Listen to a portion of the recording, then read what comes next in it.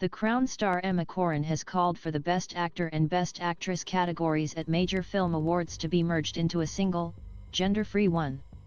"I hope for a future in which that happens," Corrin told BBC News.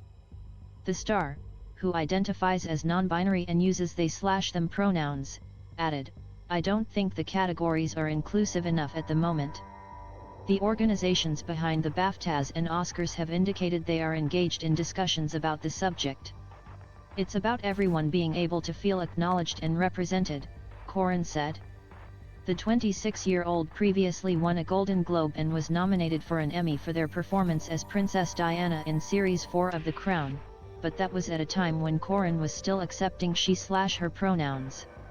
They are starring in two high-profile films this year, My Policeman and Lady Chatterley's Lover. "It's difficult for me at the moment trying to justify in my head being non-binary and being nominated in female categories," Corrin said. Reflecting on the fact that they largely play female roles, Corrin wondered, "When it comes to categories, do we need to make it specific as to whether you are being nominated for a female role or a male role? You can discuss awards and the representation there, but really the conversation needs to be about having more representation in the material itself, in the content that we are seeing for non-binary people, for queer people, for trans people, because then I think that will change a lot. When those parts come up, meaning more people and more actors are playing those roles, then I think there will be more of an urgency with which these questions will be addressed." A BAFTA spokesperson said the organization was engaged in proactive and thoughtful consultation on this subject. The organization behind the Oscars, the Academy, is also believed to be conducting research and holding discussions on the issue. Debate about gender-free categories is gathering steam, with the music industry leading the way.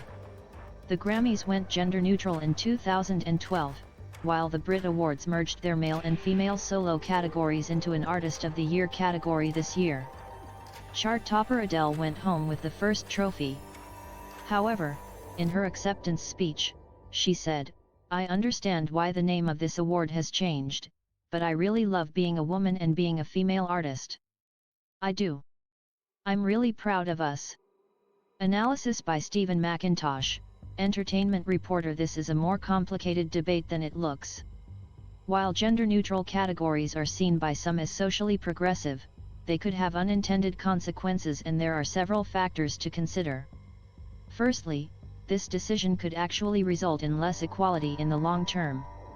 The Oscars currently guarantee 2 male and 2 female acting winners every year, but a merger could mean it skews one way or the other over time. Take the most recent winners as an example. It is unlikely Jessica Chastain would have beaten Will Smith if they had been competing in one overarching category. That is partly because this year's Best Actress race was wide open, whereas Smith was considered a dead cert in his category. But it's also because the Best Picture category tends to have more overlap with Best Actor than Best Actress. Chastain's film wasn't even nominated for the top prize, unlike Smith's. As a result, women could have a higher hill to climb to score a win. In the long term, it's not hard to imagine the outrage if a decision like this led to a repeated loss of recognition for worthy winners, particularly women. That's not the only obstacle. The Academy is made up of thousands of members, many of whom have been around for decades and are keen to protect the traditions of the Oscars. Getting some of them on side could be difficult. The feelings of other actors should also be taken into account. If gender-neutral categories were implemented at the Oscars, that would have the number of acting awards from 4 to 2, permanently reducing an actor's chances of winning an Oscar during their lifetime by 50%. While many Hollywood stars consider themselves progressive, they also have rather large egos and will not be enthusiastic about the prospect of foregoing trophies, and the career boost that comes with them. It's worth noting the existing model does not discriminate against trans actors. Elliot Page and Laverne Cox could both be nominated in the current gendered categories, however it does leave non-binary stars without a home. But how should this be addressed? Creating a new, separate category for them wouldn't be realistic, as there would not be enough nominees. Another proposed solution where actors submit for the gender of the character they are playing would only be a short-term fix, until non-binary characters become more common in films. So far, only a few film awards have eliminated gender-specific acting categories, but in August, the Independent Spirit Awards, which honor filmmakers outside the major studios, became one of the most high-profile awards groups to ditch separate Best Actor and Best Actress categories and combine them into one prize, with 10 nominations. Corrin's comments come as they prepare to take to the stage in an adaptation of Virginia Woolf's novel Orlando, which was published in 1928 and explores gender identity.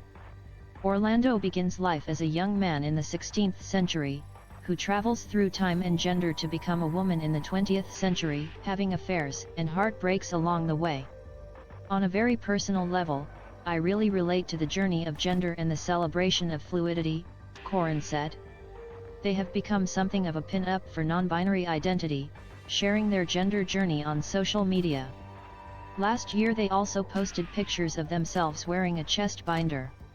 Corrin said they decided to share their story publicly because it was a journey that was at the very center of who I am, who I was when I started talking about it. Your gender identity is so much to do with how you feel, and it ties into so much of how you want to be seen or are seen by people, and that can be very triggering or can make you uncomfortable if you don't feel you are being seen honestly or correctly.